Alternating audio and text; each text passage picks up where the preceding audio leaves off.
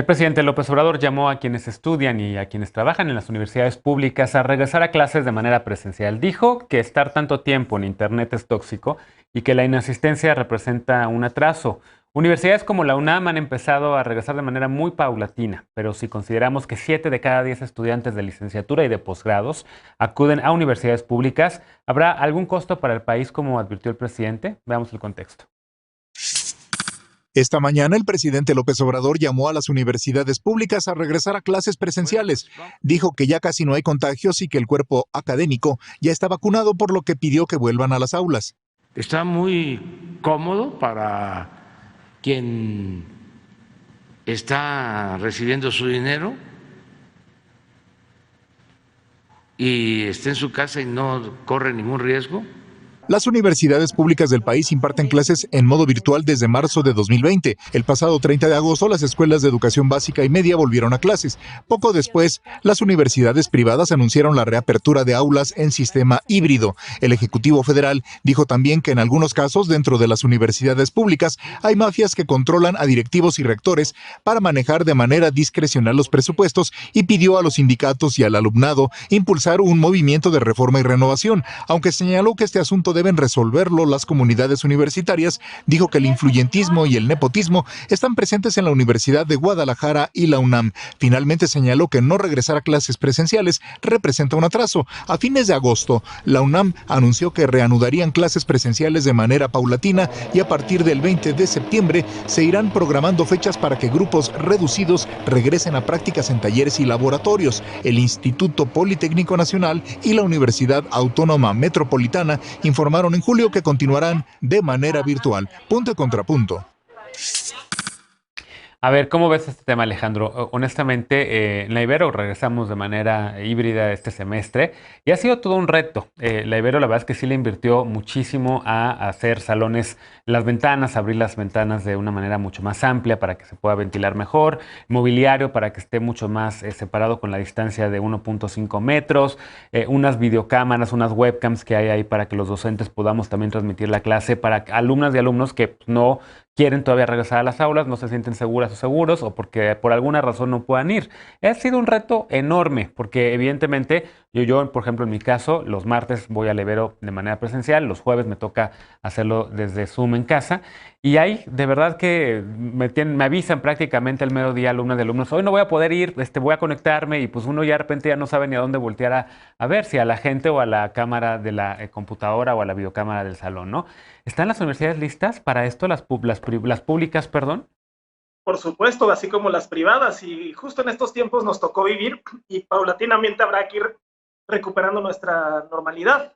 Pero ya son muchos meses para los jóvenes universitarios. Pensemos en un joven de primer semestre, pues que no ha pisado la UNAM o que no ha pisado su universidad, que prácticamente se le está yendo la mitad de la carrera en Zoom y en, digamos, clases virtuales. Y esto implica muchas cosas, desde la convivencia, la interacción, el rezago educativo. Estamos perdiendo a unas generaciones porque no es lo mismo, no es la misma calidad definitivamente la que se imparte de manera presencial que a distancia, y temas de salud y de bienestar, de depresión, que también son importantísimos.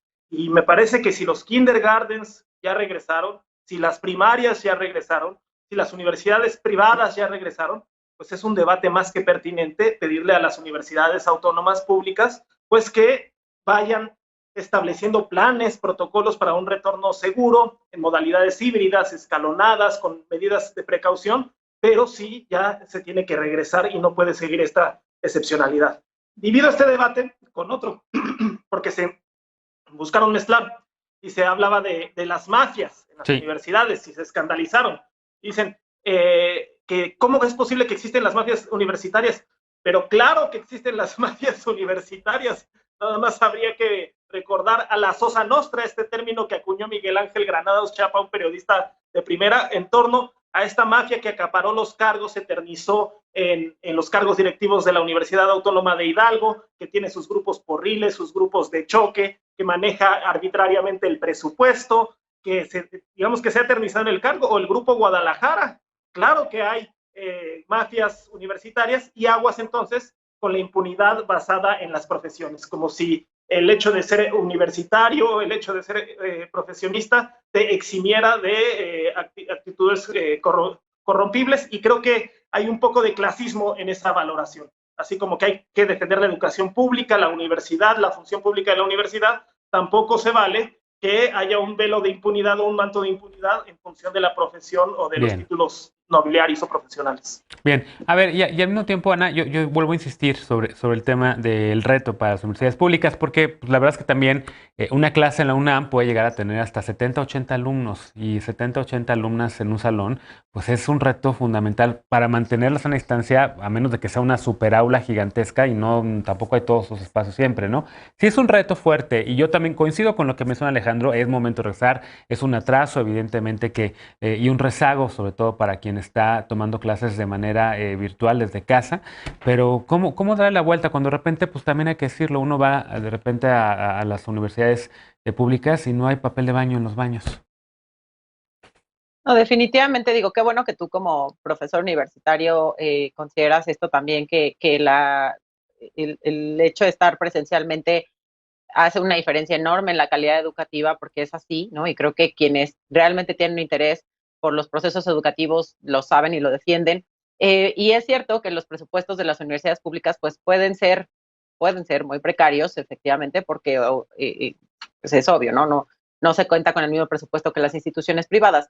Sin embargo, yo creo que, digo, además de que eso tiene que ver con un montón de temas de organización, en fin, de muchos asuntos financieros que tendrían que revisarse hacia dentro de las universidades, en el corto plazo, pues lo que se tendría que hacer es buscar este tipo de alternativas, es decir, las que se han buscado en todas las instituciones, en todas las escuelas, en todos los países, bueno, en muchos de los países del mundo, para tener estas alternativas. Efectivamente, las escuelas públicas también a nivel básico y a nivel medio, pues tienen un montón de carencias, ¿no? Y finalmente, pues con personas de menor edad quienes acuden a las universidades, y se han podido un poco, pues, tener bajo control gracias a este tipo de mecanismos de el ingreso escalonado, etcétera. Pues sí, efectivamente, a lo mejor no se le puede invertir lo que se le invierte en la Ibero a tener pupitres nuevos con sana distancia, pero pues puede hacerse los temas, los horarios escalonados, y precisamente yo creo que no pensamos mucho en todas las licenciaturas y las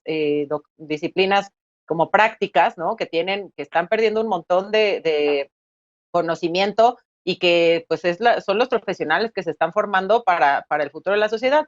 Y pues desde que empezó prácticamente la pandemia se nos dijo que no íbamos a volver al estatus anterior. Esto va a ser una nueva normalidad. Efectivamente, la vacunación ha ayudado muchísimo a que los contagios ya no sean graves, pero en realidad no podemos seguir sosteniendo estos modelos. Yo creo que ahora que tenemos un alto porcentaje de personas vacunadas, sí, pues ya no hay en realidad pues necesidad de mantenernos en casa, y pues sí, los contagios van a seguir existiendo, sin duda. Lamentable, vamos a tener que seguir cuidándonos, por eso es importante seguir usando cubrebocas. Sí, la pandemia, digamos, la COVID llegó vacunados. Lamentablemente para quedarse, así ¿no? Es. Hay que adaptarnos. Entonces, también los presupuestos de las instituciones educativas tendrían que estar considerándolo hacia el próximo año y en adelante, ¿no? Bien. Luis, a ver, y el tema también esto de lo de las mafias, y también antes de lo de las mafias también que mencionó el presidente, pues te pregunto, porque la verdad es que a mucho del personal educativo que vacunaron con la de CanSino, pues lo hicieron en mayo, y ya junio, julio, agosto, septiembre, octubre, noviembre, ya van a ser 6 meses, y aquí todavía no estamos hablando de refuerzos. Sí. Mira, pues era decirle primero a Ana, también retomando esta parte, que yo tengo otros datos, porque no está la mayoría de la población vacunada. Apenas llegamos al 35% de la población con el esquema completo.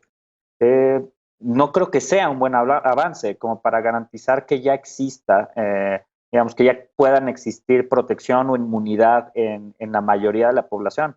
Todavía hay que tener cuidado, hay que mantener las medidas sanitarias y hay que garantizar que eso suceda. El ejemplo que pones, Genaro, de 6 meses de una vacuna que tiene, digamos, que se tiene que poner una nueva dosis, el Estado está obligado a garantizar esa nueva dosis, y hoy no ha podido, ¿no? A pesar de que ha habido un amplio despliegue de capacidad del Estado, falta muchísimo para lograr que todas las personas estén vacunadas, y sobre todo el rango de población que está pidiendo el presidente que regresen a las clases, ¿no? Es pedirles, sin una rectoría del Estado y sin capacidad de garantizar las medidas sanitarias en todo el país, ni tener un sistema de salud eficiente y capaz de atender a los propios enfermos actualmente, le pide a las personas que se arriesguen y les pide que salgan a tomar clases y les pide que asuman la vida cotidiana como si no hubiera pandemia. Y creo que eso es una irresponsabilidad muy grande desde la posición de jefe de Estado, porque pone vidas en riesgo. Y son las vidas de los mexicanos y de las mexicanas quienes le hagan caso y se enfermen. Y de nuevo, acaben enfermos de COVID porque se les venció la vacuna del CanSino o porque no hubo contención o buenos protocolos en cualquier universidad. Creo que hay que tener muchísimo cuidado. Y sobre el tema de las mafias. Sí, ¿no? rápido, porque tenemos bien mafias, poquito tiempo, por favor. Nada, hago un solo mensaje. Yo creo que es claro que se tienen que terminar y se tienen que atacar todas las mafias desde adentro y desde los sistemas de justicia de todo el país, en universidades y en el gobierno, y evitar, como dijo el presidente, el influyentismo y el nepotismo. Y eso incluye a sus amigos, como Félix Salgado Macedonio, o a otros tan cercanos como Ovidio Guzmán, ¿no? Creo que evitar ese amiguismo y ese influyentismo y ese nepotismo pasa en prácticamente todas las mafias que casualmente se encumbran en todos los niveles. No, ya, yo estoy... Bueno, a ver, no puedo Veloz, creer. perdón, pero te voy a tener que dar nada más un minuto porque se acaba el tiempo del programa. Adelante. Hay muy poco que decir, Genaro, cuando estamos hablando de las mafias enquistadas en la universidad, cuando estamos hablando de que hay un problema de salud mental con los jóvenes y las jóvenes que no pueden regresar a la universidad, y que alguien dentro de una mesa diga que Ovidio Guzmán es amigo del presidente. Creo que ese es el claro problema de, uno, cuál es el problema de la oposición y por qué no estamos en un diálogo completo sobre estas cosas. Y eso pasa con el tema del regreso a clases. Ya lo dijeron las organizaciones internacionales, ya lo dijeron los mismos alumnos y las alumnas, los niños y las niñas y los niños quieren regresar a las escuelas porque estar en casa les hace daño mentalmente. En casos de depresión hay que escuchar a quienes tienen que regresar, y creo que el regreso a clases tiene que ver y tiene que pasar primero con el consenso de los estudiantes y las estudiantes. Primero. Segundo, hay un claro ejemplo de mafia en la UNAM, y es cómo se eligen a los representantes en las mesas directivas. Creo que no hay democracia en la UNAM. Sin embargo, coincido con el presidente cuando él dice que a él no le toca y que tiene que ser una organización dentro de la universidad. Tiene que haber también una transformación dentro de la universidad. Los maestros ganan muy poco, ha bajado el nivel de investigación, no el nivel, sino la cantidad de investigación, porque los maestros tienen que trabajar muchísimo para ganar un salario digno, porque no son privilegiados por grupos de poder, creo, y por familia. Se quejan mucho de que la gente heredaba plazas. Bueno, en la UNAM pasa exactamente lo mismo. Creo que hay que tener esa discusión, pero tenemos que tener un nivel claro para poder hablar de esas cosas y no sacar cosas como la mamá del Chapo y el hijo del Chapo, por favor. Es una ofensa. Bueno, lamentablemente el tiempo voló en este bloque. Tenemos que hacer una pausa y regresamos. Nada más aclarar. Adelante. Lo de la mayoría, tenemos el 50% de la población al día de ayer vacunada. Con una dosis. Con una dosis al menos. Y yo hablaba de la población que asiste a las universidades, y esa sí está mayoritariamente vacunada. Bien. Bueno, hacemos una pausa y al regresar, la paparrucha esta noche no te vayas.